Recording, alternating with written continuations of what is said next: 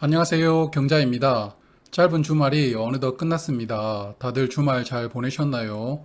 오늘 워밍업으로 소개해드릴 종목은 케이카입니다. 초대형 공모 종목입니다만 분석을 하면 할수록 크래프톤 이후에 오랜만에 또 쓴소리를 많이 할 수밖에 없는 종목인데요.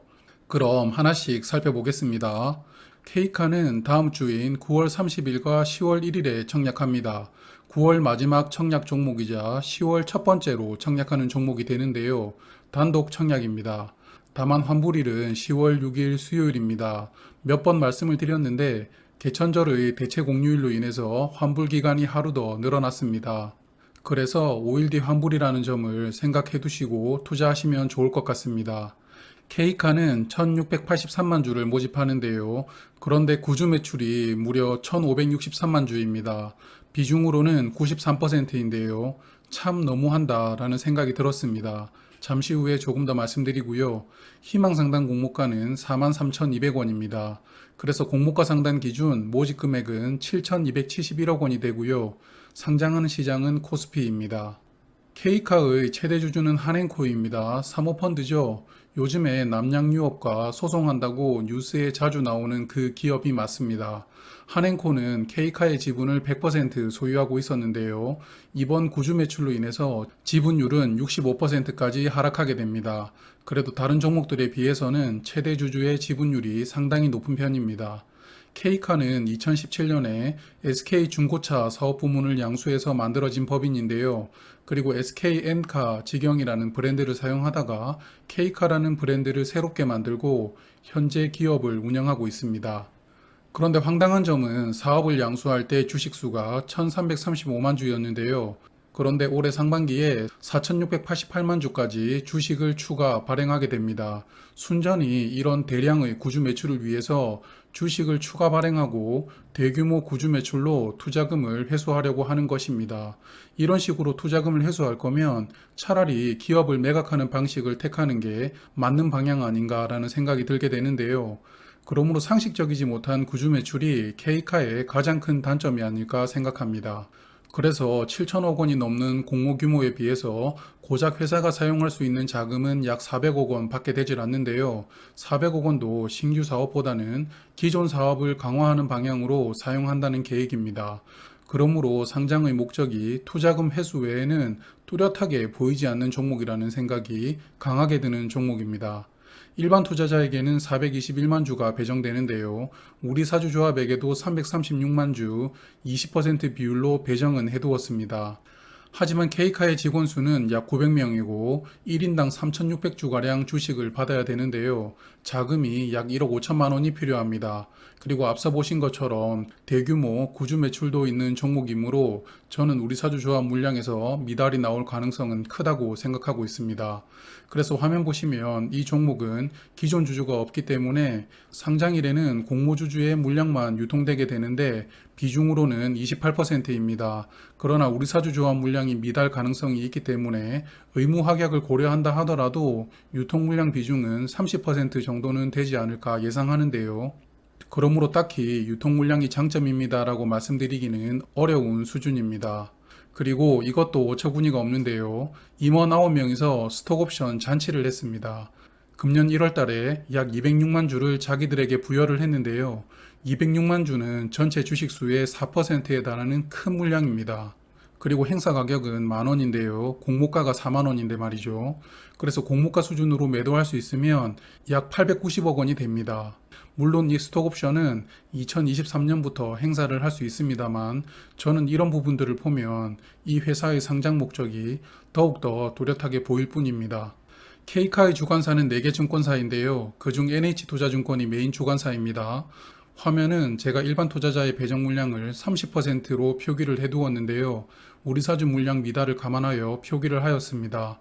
NH투자증권은 약 420만 주로 다른 서브 주관사들보다 10배 이상 물량을 배정받게 되므로 사실상 NH투자증권의 단독 주관이라고 봐도 무방할 수준입니다. 그리고 4개 증권사 중 유일하게 청약 수수료가 없으니까요. 그럼 케이카의 사업에 대해서 소개를 드릴게요. 케이카는 국내 1위 중고차 판매 기업인데요. 유재석 씨가 대표 모델입니다. 중고차 매매는 사실 소비자를 운용하는 케이스가 많았죠. 침수차를 깨끗이 정비한 후에 무사고 차량으로 속여서 판매하는 경우도 있었고, 허위 매물이나 구매 후에 AS를 나몰라라 하는 문제도 있었습니다. 그래서 차를 잘 모르는 소비자들은 중고차를 사는 게 좀 꺼려진다고 생각을 했었는데요. 그런데 케이카와 같은 직영 중고차를 매매하는 회사가 나온 겁니다.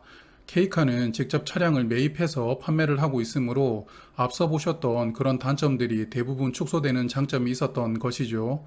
그래서 차를 잘 모르는 소비자들에게도 신뢰감을 부여하면서 회사는 급격하게 성장하게 됩니다.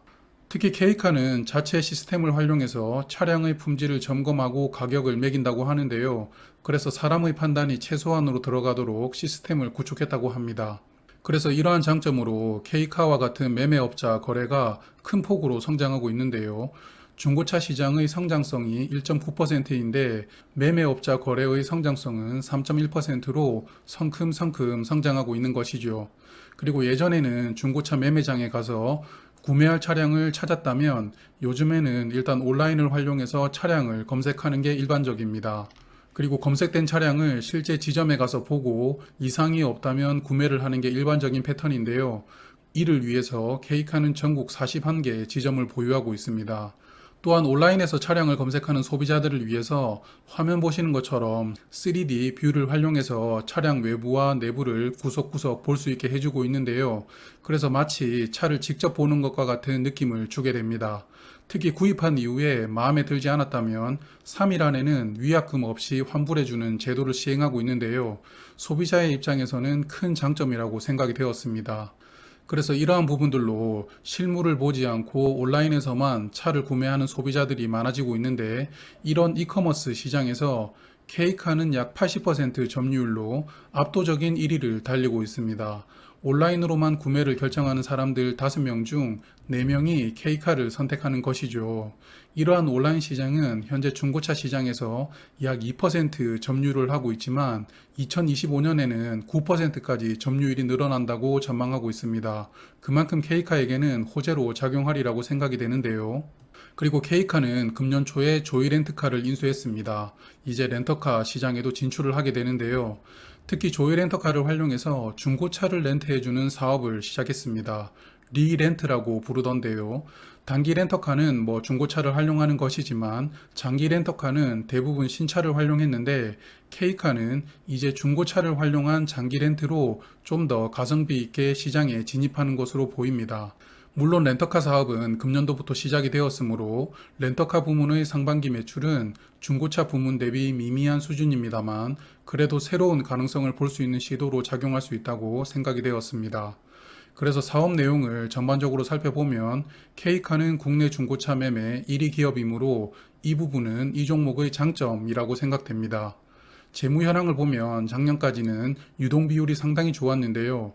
그런데 금년 상반기에 유동 비율이 내려가고 부채 비율이 올라갔습니다. 아마도 조이 렌트카를 인수하면서 부채가 증가한 것으로 보이는데요. 그래도 동종업계에 비하면 재무 상태는 건전한 수준으로 유지하고 있다고 생각합니다. 그리고 케이카는 앞서 말씀드린 것처럼 국내 1위를 계속 유지하면서 실적도 큰 폭으로 성장해 오고 있는데요. 21년 상반기에는 벌써 매출액이 9,100억 원으로 하반기까지 더하면 20년보다 큰 폭으로 매출 개선이 될 것이고요. 영업이익과 순이익은 20년을 벌써 상반기에 넘어섰습니다. 그리고 고무적인 것은 이익률도 조금씩 상승하고 있는 부분이죠. 특히 올해는 반도체 공급 부족의 수혜를 보고 있는데요. 반도체 물량 부족으로 신규 차량 공급이 제대로 되지 않으면서 중고차를 구입하는 수요가 늘고 있다고 합니다. 그런 부분으로 올해 실적이 더욱더 기대가 되는 상황입니다. 그럼 공모가 선정 프로세스 볼게요. K카는 PSR, 즉 시가총액에 매출액을 나누는 지표를 기반으로 공모가를 산정했습니다. 성장성이 큰 업종의 경우 매출 볼륨으로 기업 가치를 측정하기도 하는데요. 느낌에는 이익이 적다 보니 이런 방식을 택한 것 같은데요. 일단 하나씩 살펴보겠습니다. 유사기업으로는 해외기업 6개사를 선정했는데요. 국내에 상장된 회사 중에서는 비교될 만한 회사가 없다고 이야기를 하고 있습니다. 최근에 상장한 롯데렌탈도 중고차 사업을 하고 있습니다만 K카가 증권신고서를 낼 당시에 상장을 하지 않았으므로 제외한 것으로 보입니다. 그래서 이 6개 기업의 평균 PSR은 약 1.6배였는데요. 그래서 K카의 상반기 매출액을 연 환산한 약 1조 8천억 원에다가 평균 PSR 1.6배를 적용해 주어 평가 시가총액으로 약 2조 9천억 원을 도출하였습니다. 이를 주식수에 나누어 주면 주당 평가가액으로 약 56,800원이 되고요. 희망상단 기준 할인율 24%를 적용하여 공모가 43,200원을 책정하였습니다. 자, 그럼 매출액 기준으로 공모가 선정된 부분은 잘 보았으니 이제 이익을 기준으로 한 PER로 공모가를 다시 산정해 보겠습니다. 유사기업 6개 회사 중 금년 상반기에 이익이 흑자가 난 회사는 3개인데요. 그래서 이 3개 회사와 비교를 해볼게요. 3개 기업의 상반기 순이익을 연 환산하였고요. 시가총액은 환율 1,776원을 적용하여 원화로 기재하였습니다. 그럼 3개 기업의 평균 PER이 11.4로 나오게 되는데요. 평균 PER이 보수적이긴 합니다. 그리고 K카에 적용을 해보았는데요. K카의 상반기 순이익을 연 환산하면 약 530억 원이 됩니다. 그럼 평가 시가총액으로 약 6천억 원이 되죠. 이를 주식수에 나누어 주면 주당 12,550원이 됩니다. 자, 어떻습니까? PSR을 적용한 공모가는 43,200원, PER을 적용한 공모가는 12,550원이 됩니다. 왜 회사가 PSR을 적용했는지 이해되시죠? 물론 PER로 비교하는 유사기업 중에서 카바나 코퍼레이션의 순이익이 적자였기 때문에 제외하였는데요. 그 결과로 이렇게 PER 주가가 많이 낮아지게 되었습니다. 6개 기업 중 가장 고평가되는 기업이 카바나였으니까요. 그러므로 K카의 적정 공모가가 PER 기준인 12,550원보다는 높을 수 있지만 그래도 43,000원은 저는 비싸다고 느껴지는 공모가입니다. 그러므로 이 부분을 두 번째 단점으로 꼽고 싶습니다. 자, 이쯤 되면 생각나는 친구가 하나 더 있죠. 롯데렌탈인데요. 주가가 42,900원까지 내려왔습니다. 이 친구와는 핵심 정보에서 비교해 볼게요. 그래서 이 종목에 대해서 저의 생각을 정리를 해보면 장점으로는 국내 중고차 시장 점유율 1위 기업이고 특히 온라인 시장을 꽉 잡고 있으므로 온라인 구매로 패러다임이 점점 변경되는 부분에서 더욱더 성장성이 가속화된다는 기대감이 있다고 생각합니다. 그리고 상장일 기존 주주가 없는 것도 장점일 수 있고요. 다만 단점으로는 엄청난 구주 매출이죠. 누구를 위한 상장인가 라고 생각이 되는 수준이고요. 그리고 비싸게 느껴지는 공모가입니다. 전반적으로 단점이 장점보다는 훨씬 더 크게 느껴지는 종목이라고 생각이 들었습니다. 오늘은 다른 영상보다 내용이 좀 많았죠. 아무래도 대형 종목이다 보니 말씀드릴 게 많았습니다. 끝까지 시청해주신 분들께 정말 감사드리고요. K카는 수요 예측 결과가 나오면 다시 한번 말씀드리겠습니다. 내일은 CU테크의 수요 예측 결과를 기반으로 핵심 정보 영상으로 다시 만날게요. 그럼 이번 주도 파이팅 하세요. 오늘 하루는 어땠나요? 내일도 즐거운 하루 보내세요.